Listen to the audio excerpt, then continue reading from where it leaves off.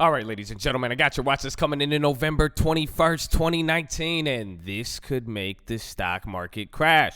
As you've probably heard me say this morning, I think there is a black swan potential. And again, we are observing these situations. This is what I'm looking at. This is what I'm thinking. These are my opinions on it. But you did see my end of the year prediction video I put out last week. So I want to talk about that, where this fits in. And simply that issue is this Hong Kong bill that is getting pushed to Trump. And people are saying he's expected to sign it. That news came out after hours. We saw news today that there was a chance that the phase one trade deal is probably not going to go through. That was first reported by Reuters, and then it dropped throughout the day. Then there was news that it was actually going good. And then after hours, we saw a bunch of news, even from Trump. He was saying things along the lines of looking if Apple should be exempt from the Chinese tariffs to he doesn't think China is stepping up to the level that they want in trade talks. And then even Navarro saying stuff on China exploiting bifacial loophole in solar tariffs. There's a few different things, but mainly I think that Hong Kong thing, really that could just throw the wrench in the trade deal and seeing how the market responds. But there's a few things I want to talk about that. I want to go in more depth. I have a little bit of the keys. I'll explain some of that bill and what that means and why we're going to look for it and how I'm kind of setting up. I did make 2 plays today, actually before the news happened and then after the news happened. So you could kind of see really what my logic was kind of swinging into the end of the year. Some of the plays I looked up, I got a play with like 2 months that literally covers into 2020. And it's kind of like another play we played last week on the apples. And then there was also some other smaller plays that we did. But I'm going to go over those. And then we also have a potential play and another earnings play. And then we'll also even cover, I want to talk about strategy. I think I'll make a full video on this on Friday. I think it's another invention like the ghetto spread, which has been amazing. And we're going to talk about that as well too. But it's another one of our remixes here. I'm going to call it the 8-bar play. And how do we play it on earnings? We had a nice target play. We hit that play on earnings. Streak kept going, baby. We were able to get like 700% on the first play, and that thing's up even more after hours. And then we also did a play during the open, and I want to talk about that too. So let's get straight into it. You guys know what you need to do. Drop your thumbs up on the video. Make sure you're subscribed. And if you don't know, we are live Monday through Friday, 30 minutes before open. It's the first link in the description, and it's pinned in the comments. You could watch every single one of these trades live, and even then, it doesn't matter if you care about the trade. We got the news, and we hope that you could bring the news. It's like a potluck for stocks. It's crazy. It's actually a cult, but hopefully we see you there. It's going to be fun. I'm excited for what tomorrow brings, especially coming off of this and even the end of the year. So do that. And also the most important thing you need to do, post your watch list below. Let us know what you're looking at. Post your plays if you have any ideas, and even the potential play today. I did not know this one was there until Mr. Relax the Jack, shout out to Cole. He brought this up, baby. I looked at it. It met the criteria, so we are going to talk about that play. But let us not delay. So here are your keys for tomorrow. Something is up with the market. The thing I'm looking for is going to be that Hong Kong bill and the effect it has. But if you guys have been keeping up here with the watch list, we said this the other day, watch for literally trade news as well as political news. You're getting more updates and a lot of twists and turns, even with the impeachment. There was even rumors going around on Twitter today that Pompeo was resigning. I didn't believe that one for a second there, but again, even the fact that that is even getting rumored is something to keep an eye on. And then there was the trade deal and the phase one deal and everything with that, then the Hong Kong bill, and then on top of that we had the FOMC minutes today. So there was a lot of different things today. So there's something up with the market. Even when we saw the low ticker today, it was one of the most unique things I've ever seen. The low ticker, there were so many individual companies rocking, just going crazy. You know, if you guys even watched, we bought the AMD, and in the middle of that, it was nuts because at this moment, you could kind of see the market didn't really start going down, and it was fascinating to watch. So that's one thing, but I will say it was just a resilience. And now this is what I'm saying. This doesn't mean that we get tinfoily. Again, I told you my end of the year predictions. You know, this means be on your toes as far as any moves are concerned. If it's going to repeat that 2017 expectation I kind of have, we're going to see a slight drop in that volatility and then a rip coming into the end, you know, as we come into December and then coming into Christmas and all that. But if anything develops different, it would be a big down. But the Fed said some stuff today. Some key dates they said are to watch is April. They said there's going to be another liquidity issue around then, again, around the next tax season. So watch out around then. But again, anything could develop. But I'm on my toes, and now this is what we're going to even get into with the plays. when we talk about it, there's two ways to go about this, whether you're going after, again, the longer swings and how to react to this situation in the moment. But that being said, even the news we've had now, you can see the futures are down. This is coming down. That's the after hours there. We even throw up the futures here. This is the S&P futures. Here are the Dow futures. And then here's oil. I should throw up gold or something for all you gold bugs out there. But if anything, watch the contract prices and watch the open, where we are at open, and if it keeps us range bound or if this escalates and turns into something bigger, how we play that is going to be key. These big moves create opportunities. Until we see how it's going to develop towards the end of the years, I wouldn't get married to any direction just yet, and keep it ghetto, baby, but keep it profitable. We're going to talk about that. I sold out some of the targets. I didn't do a ghetto spread just yet, and what I mean by keeping it ghetto too is if you start hitting plays in the short term, try to make them free, get a good risk reward.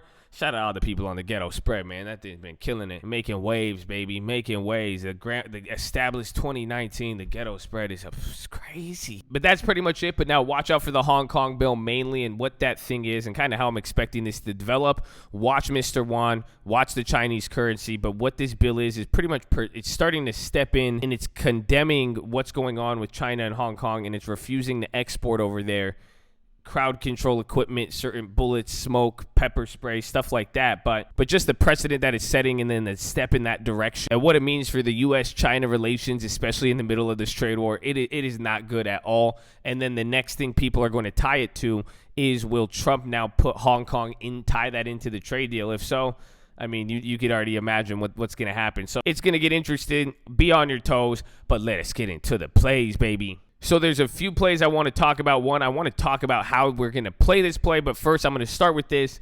You guys let me know if you want a full strategy analysis on this, because we've seen this now multiple times in multiple variations, and again, our 1,000% streak is continuing in a weird way. The targets for earnings hit, but we made a play here. And this was something we actually brought up on the watch list yesterday. I said, watch out for how they go, but we even saw these with UNH and then some of the earnings, but this was an earnings continuation play. And I got this pretty early. You could see there's the stream alert. I got it at 6:39. So if you were on stream, you could literally just go 9 minutes into the stream recap. Again, first link in the description. And seeing this is what I was doing, and I watched it. So I would make a full video explaining kind of the prices and how to go about this. But we opened out, we had the 122 from yesterday. That was up in the morning, but barely. Then it started dropping. I was watching the premiums, and then around 6:38, I believe. Yeah, right there. We got it at 40 cents. So this was the second play. So I held the earnings play, the 122, and then it started to bounce up. That play pretty much went from $40 to $200. I don't know what it's at right now. It's at 180. It's at 184. So just below that $200, which isn't bad. Dang, it's someone bought 10,000 contracts on the 130s. Oof.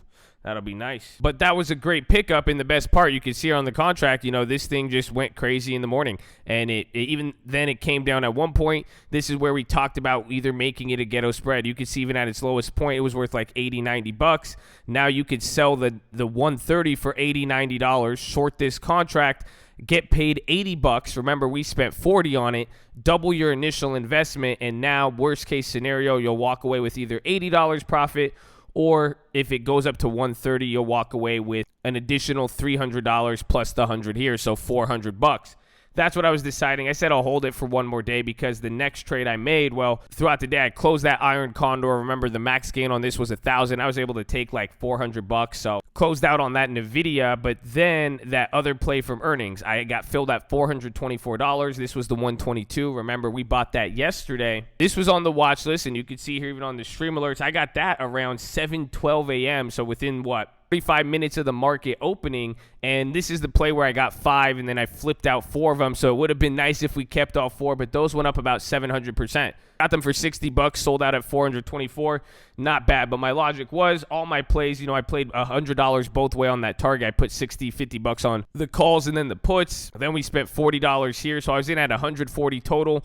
I was able to sell this one out for $415. It allowed me to hold this, and that's what I said with this play today.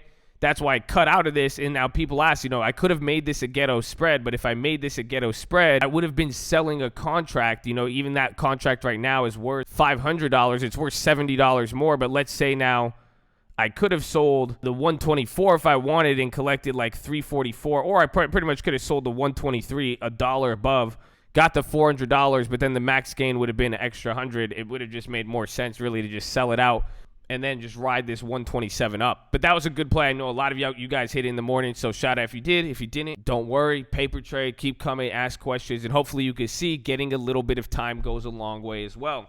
But let me know if you guys want a full strategy video on this, but that was one of the plays, and you can even see now throughout the rest of the plays we did. The next one was that Amazon.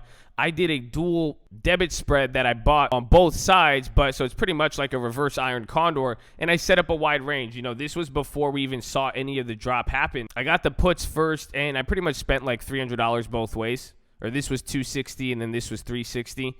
But I got till January, and I'm pretty much playing on the put side. So you can see right there, it kind of looks like an earnings play, but then I don't know if they had just outside of 2 right there, and then kind of in the middle a little further. But I brought this play up on Monday when I was talking about kind of what I believe with Amazon. I think they're in the middle of both ways. And if you guys remember last week, I got a big debit spread on Apple just in case. And those are all a couple $100 each on all of those. And maybe, but the whole logic I'm playing for is that end of the year prediction that I talked about where we're going to get something like 2017. Yes, we could get some downside, and that's why I picked Amazon because it's already diverging greatly from the market. You can see right there. So it's either the SPY is going to meet up with it or Amazon is going to meet up with the SPY. But if we see the melt up, there'll be upside. I think Amazon definitely is been a lagger and could move. Or if things do come down, Amazon's kind of looking weak, and it could probably be the weakest link amongst the stocks on the NASDAQ. So I did that play, and now the next thing, these plays occurred now after the market started to drop today. And now this is the key,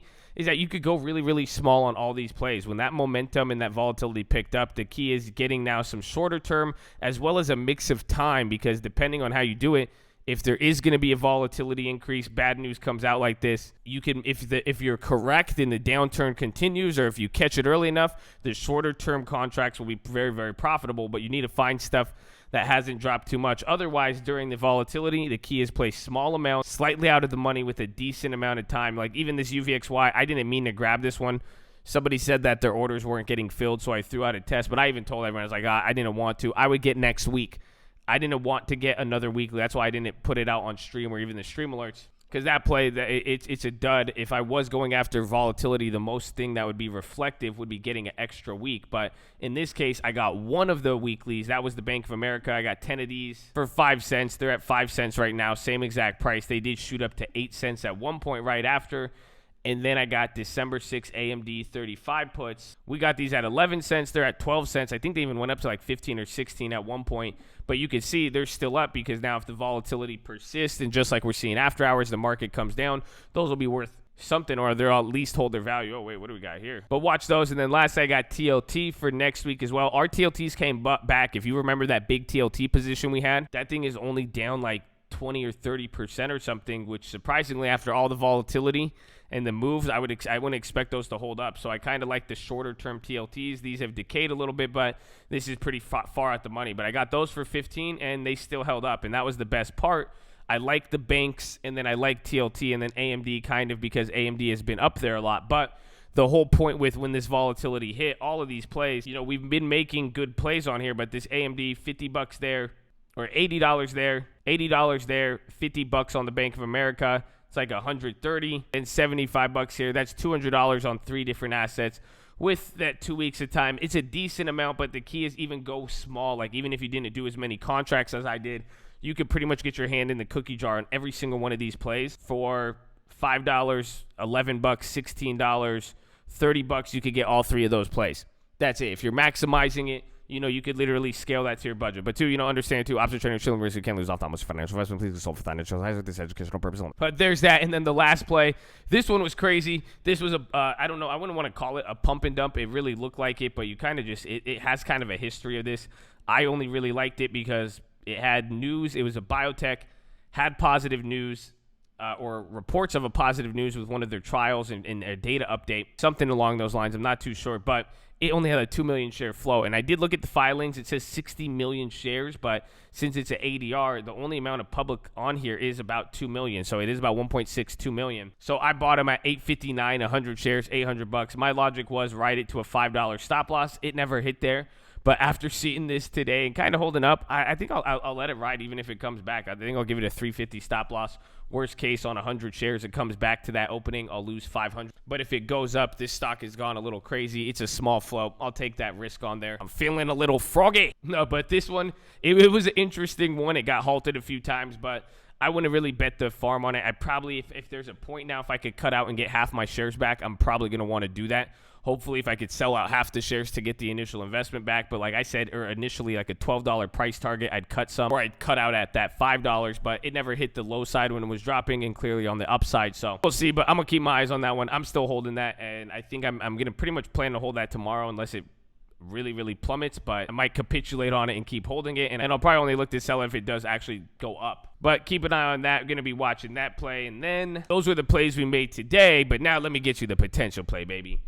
Footlocker for earnings. It meets the criteria, but it has really wide spread. So I want to get this trade. It is on Friday is when the earnings is, so this has a good and a bad part about it, and that has to do with buying the contracts now or waiting for earnings. We've seen what's happened with every single one of these companies. Some go up into earnings, some go down, but you can see there on the next week it's pricing in a big move, especially towards the call side. That's if you go to November 29th. You even go here on the shorter term. Actually, the prices, that means they came down today.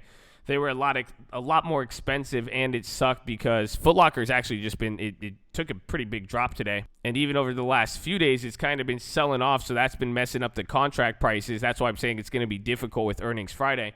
But you can see that it's pricing in pretty much a full standard deviation on the upside. So I like it. The contracts are somewhat cheap here, but the problem is the spreads. Like these are 30 to 50, 25 to 40, so I don't know which ones I want to get. Prefer the 50s at $50. And then like the 36 at 55s, but it depends on the spreads. But now again, here's the problem. It's a lower price stock. So you guys saw with Urban in this. So I'm not fully sold on this one yet. I might even just go on the call side, even though it's been dropping simply because the call side offers more upside. I don't know really what it could do if it drops, but Footlocker's had, pretty big ups and downs. So it's been high and it's dropped and been low. So the risk reward, because even if we spent $40, $50 on that 36 contract, if it dropped and went back to this lowest level of support, you'd only be $6 in the money, which is 1,000% and not that bad, but it's not like it's going to offer you anything too crazy when we've had plays in the last month like 30 to 3,000. But hopefully you're getting the ideas. But again, we'll take it. So I'm going to look at it and I want to see. I don't want to force it, but I'm going to be keeping my eyes out for it, and that is one of my potential plays there. So be careful with that too. Option trading is so risky. You can't lose off on what's your financial investment. Please solve it. But it's risky. Be careful. I haven't got into this play yet. I will talk about it tomorrow. If I do get into it, you will see it on stream. And if you're going to miss that, you get your stream insurance. But that is pretty much it. It's most of the plays we did. Everything else, I'd watch TLT.